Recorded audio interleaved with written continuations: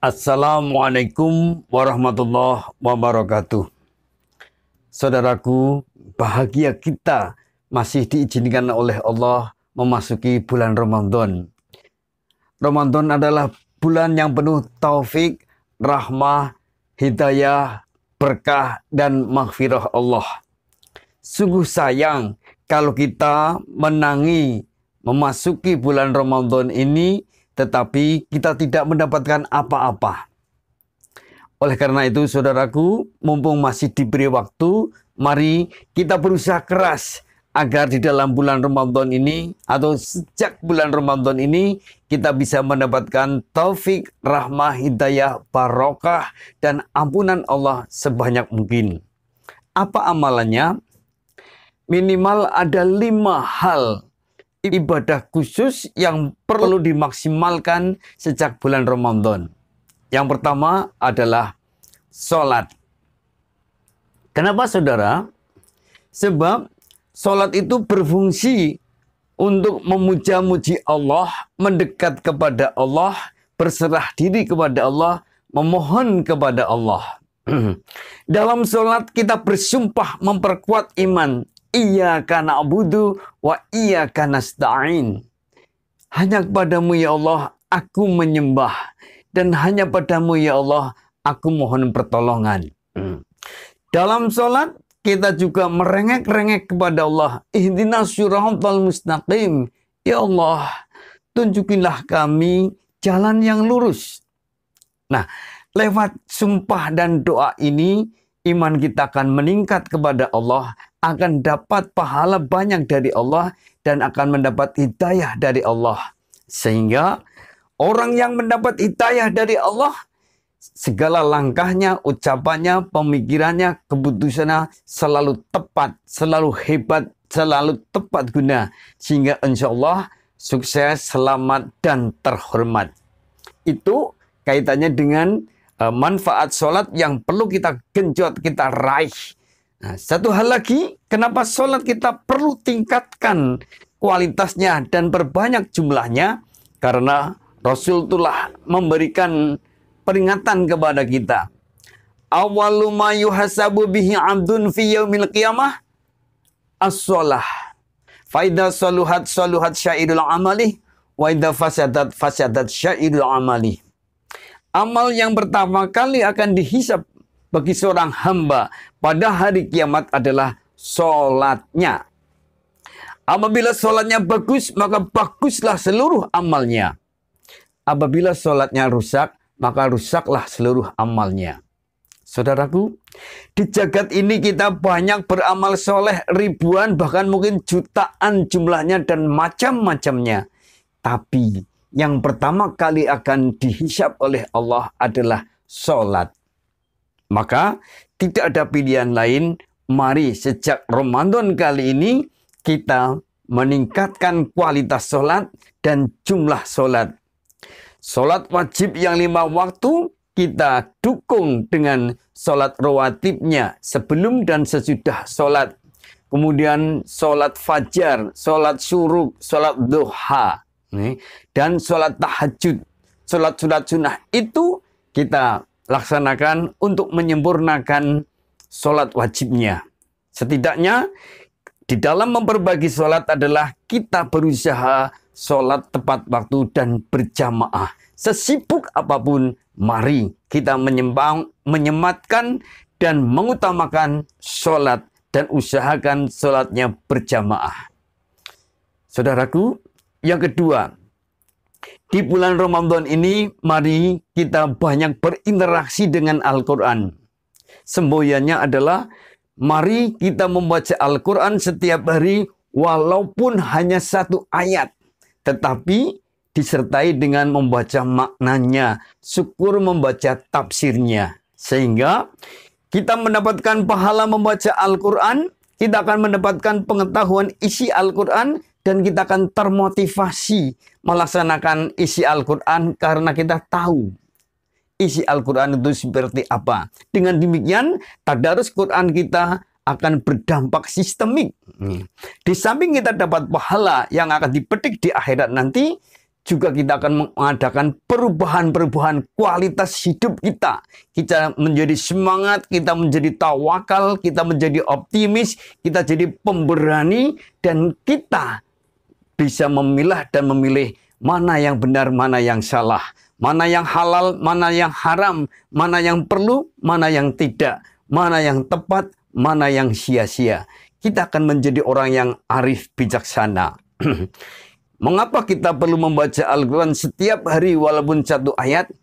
Allah sudah mengabarkan sesuatu bonus yang luar biasa dengan firman-Nya. Wa nunazzilu minal Qur'anu ma huwa syifaa'un wa rahmatun lil mu'minin. Sungguh kami turunkan dalam Al-Quran itu obat dan rahmat bagi orang yang beriman. Sehingga kalau kita sejak Ramadan ini banyak tadarus Al-Quran, paling tidak satu hari satu ayat dengan terjemahnya, dengan tafsirnya, insya Allah hidup kita akan dirahmati oleh Allah.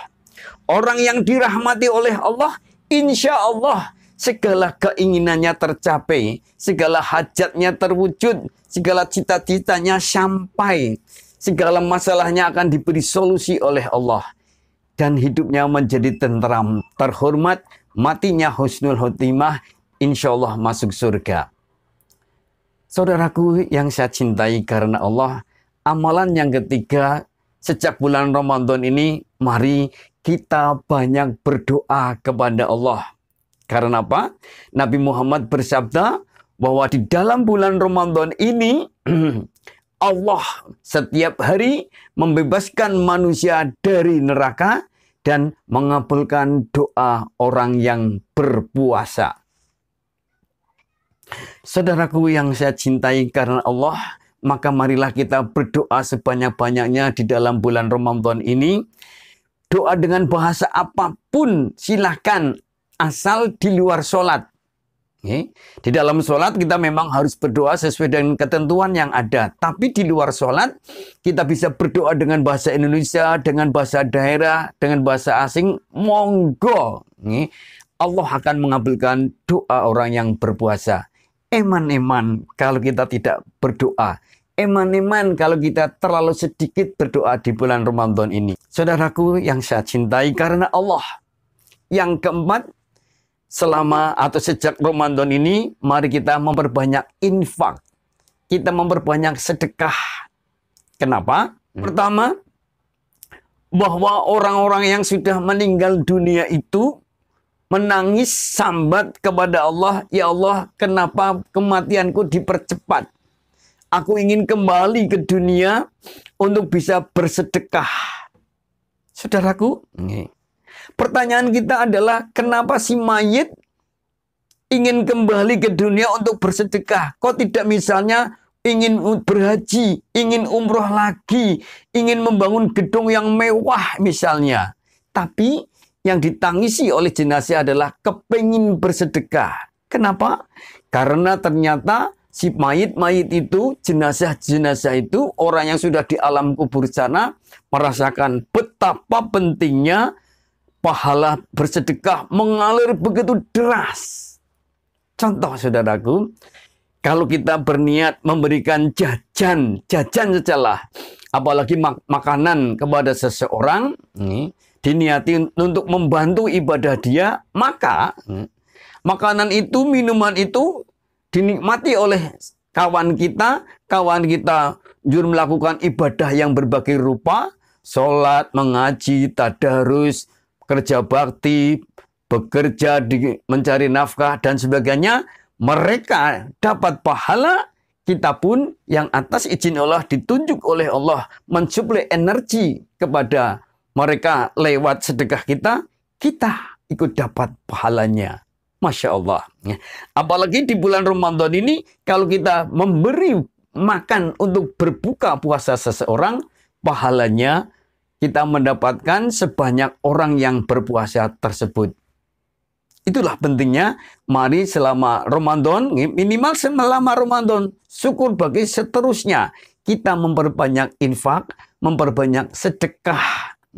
Di akhirat kita dapat pahala, di dunia kalau kita sering berinfak, sering bersedekah, kita akan mendapatkan teman saudara, famili, mitra kerja, pendukung sebanyak-banyaknya. Saudaraku, yang kelima, di bulan Ramadan ini kita perlu memperbanyak gerakan, tindakan, aktivitas, amalan yang menunjukkan kita taubatan nasuha. Kenapa saudara? Kalaupun kita di dunia ini beramal soleh sebanyak-banyaknya, tetapi dosa, kesalahan, kekeliruan, maksiat terus bermunculan, terus diperbanyak, maka pahala semuanya itu akan hapus, akan hilang.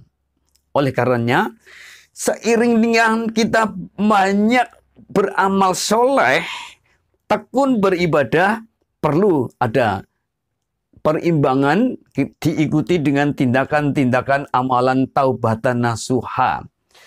Kita berhenti dari segala kesalahan, kekeliruan, dosa, maksiat.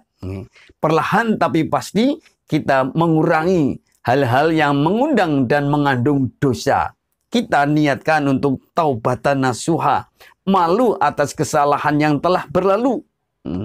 Menyesal atas kejelekan yang telah berlalu. Kita taubatan nasuha.